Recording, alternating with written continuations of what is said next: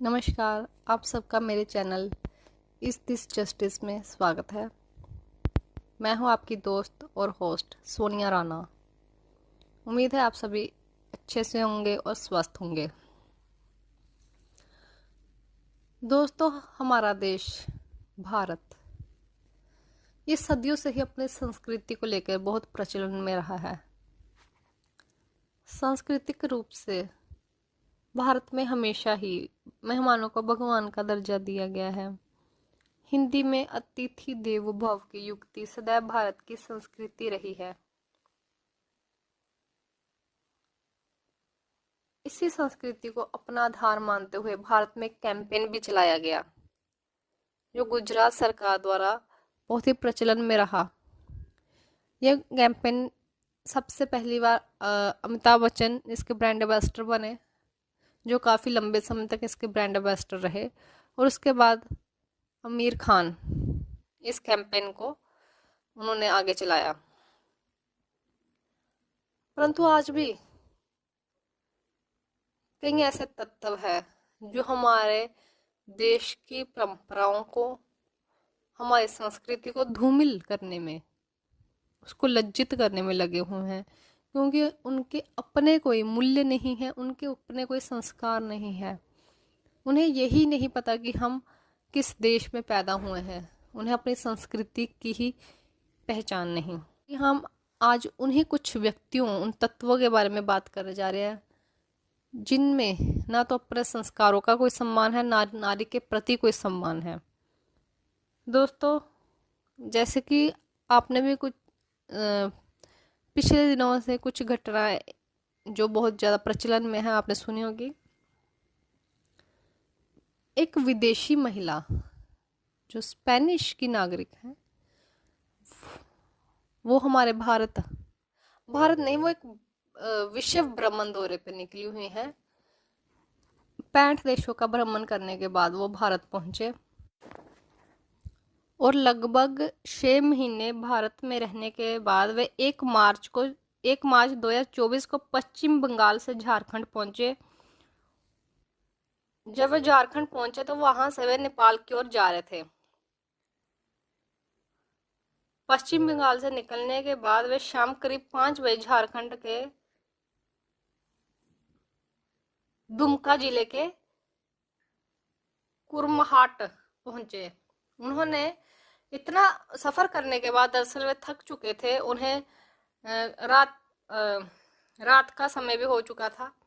उन्हें लगा कि अब थोड़ा विश्राम किया जाए, थोड़ी रेस्ट की जाए। उन्हें मुख्य सड़क से 2 किलोमीटर दूर एक खाली स्थान दिखा, जिसे हम कह सकते हैं कि जंगल दिखा। उन्होंने आराम करने के लिए वहां टेंट लगाए।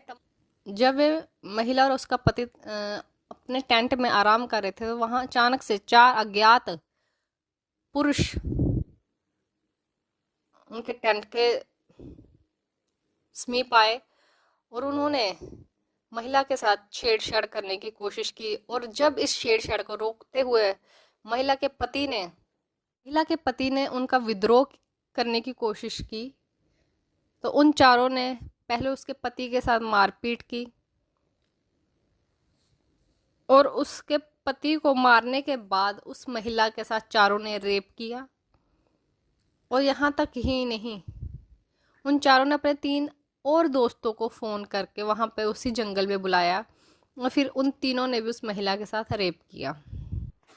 और उसके बाद उन 7 अज्ञात पुरुषों ने उनके पास जो भी सामान था, उस महिला या उसके पति के पास जो भी सामान, थोड़ी बहुत करेंसी, थोड़ा सा गोल्ड, वो सारा चोरी करके वहाँ से भाग निकले। और जो स्पेनिश महिला थी, इतना सब हो जाने के बाद भी, इतनी घटनाक्रम के बाद भी, उस महिला ने हार ना मानते हुए अपने पति की सहायता के लिए वे सड़क की ओर दौड़ी और मदद की गुहार लगाने लगी। इसी बीच वहां से एक पुलिस वैन गुजर रही थी जो वहां पर गश्त कर रही थी। उसने उनको बुलाया अपनी मदद के लिए और पुलिस वैन जैसे ही रुकी, उसने महिला की हालत को देखते हुए ही ये अनुमान लगा लिया कि इसके साथ कुछ गलत हुआ है। और फिर पुलिस वैन उस औरत और उसके पति को नज़दीक के हॉस्पिटल में इलाज के लिए ले गई। इस सब के बाद उस जोड़े ने अपनी आप बीती इंस्टाग्राम पर भी साझी की, जिससे कि ये घटना काफ़ी वायरल हुई। इस घटना का स्पेनिश टीवी एंटेरा 3 द्वारा भी ऑनलाइन इंटरव्यू लिया गया। उस इंटरव्यू में उन्होंने बताया कि किस तरह पुलिस द्वारा उनकी मदद की गई। उस रात उसके पति को उसे ऐसे लग रहा था कि जैसे वो आज बचेंगे नहीं, मर जाएंगे, परंतु पुलिस का सही समय पर आ जाने से वो दोनों बच पाए। इस घटना ने जब इतना ज़्यादा तूल पकड़ा कि ये विदेशी मीडिया तक फैल गई और भारत की छवि को देखते हुए दुमका के ही पुलिस अधीक्षक पीताम्बर सिंह ने खेरवा ने कहा कि हम मामले को संभाल रहे हैं, चिंता की कोई बात नहीं। यहाँ तक कि डिप्टी कमिश्नर ने बोला कि इस जोड़े के इलाज का सारा खर्च राज्य ने उठाया है और झारखंड के जिला प्रशासन ने भी इनको पीड़ित मुआवजा योजना के तहत 10 लाख रुपए की राशि सौंपी। हालांकि झारखंड जिला प्रशासन द्वारा और राज्य द्वारा इस केस को अच्छे से संभालने की कोशिश की गई, पीड़ितों की मदद की गई, उनका सही से इलाज, सही पे उपचार करवाया गया और उनके 4 अपराधियों को पकड़ भी लिया गया है और 3 को पकड़ने की कोशिश में लगे हुए हैं। परंतु कुछ केसेस हैं जिनमें आज भी न्याय की मांग की जाती है पर उन्हें न्याय नहीं मिलता। क्या इस केस में सिर्फ इसलिए पुलिस ने इतनी इतना अच्छे से कार्य किया कि ये बात बाहरी मीडिया तक चली गई? क्योंकि वे एक विदेशी महिला थी और विदेश में भारत की छवि खराब ना हो, सिर्फ उस छवि को बचाने के लिए उन्हें 10 लाख तक की राशि मुहैया कराई गई। और यहाँ अपनी ही बेटियाँ अपनी ही राज्य सरकारों से, अपनी सरकारों से इंसाफ मांगते मांगते थक जाती हैं, पर उन्हें इंसाफ तक नहीं मिलता। नगद राशियों की तो बात ही रहने दीजिए।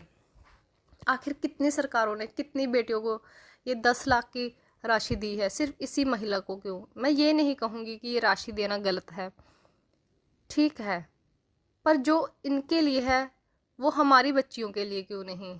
आखिर इतना दोगलापन, इतना दोहरापन क्यों? संविधान में तो सबको एक समान माना गया है, वो चाहे अपने देश का हो और चाहे बाहर का नागरिक हो। अगर उनके लिए हम इतनी तेजी से कार्रवाई कर सकते हैं तो हमारी बच्चियां सड़क पर पड़ी रहती हैं। वहाँ तो निर्भया कांड आज भी मुझे याद है और आपको भी याद होगा। पुलिस यही बहसती रह गई कि किसके अधिकार क्षेत्र में वो आती है, वो केस किसके अधिकार क्षेत्र में आता है। वहाँ पे 3 पुलिस की जीप खड़ी थी, वो आपस में लड़ रहे थे कि किसके अधिकार क्षेत्र में आता है। ये नहीं कि उसको उठाकर सही समय पर अस्पताल पहुंचाया जाए, जबकि निर्भया की हालत हम सब जानते हैं कि उसके साथ क्या हुआ था। और यहाँ तक कि निर्भया के कातिलों को सजा देने के लिए 8 साल तक का समय लग गया। और यहाँ तो राज्य सरकार ने कुछ दिनों में ही ये फैसला कर दिया कि हाँ, वो अपराधी हैं, उन्हें और उन स्पेनिश महिला और उनके पति को 10 लाख तक की मुआवजा राशि भी दे दी गई। मैं सिर्फ इतना जानती हूँ कि अगर हम अपनों के साथ ही इंसाफ नहीं करेंगे, अपनों के साथ ही न्याय नहीं करेंगे, तो हमारी छवि कभी भी बाहर सुधर ही नहीं सकती। आज भी भारत महिलाओं की सुरक्षा के पायदान में 128वें देश में आ रहा है। हम 100 की गिनती में भी नहीं हैं। हम चाहे जितना मर्जी बाहर कर ले और अपनी छवि सुधारने की कोशिश कर ले, पर जब तक हम अपनी बच्चियों के साथ अपनी औरतों के साथ न्याय नहीं करेंगे, उनका शोषण अभी तक नहीं रुका, इन सब को रोकने की कोई अच्छी व्यवस्था, कड़े कानून नहीं लाएंगे, हम अपनी छवि कभी नहीं सुधार सकते। ये मेरी राय थी। आपकी क्या राय है? आप मुझे कमेंट सेक्शन में बताइएगा। Thank you.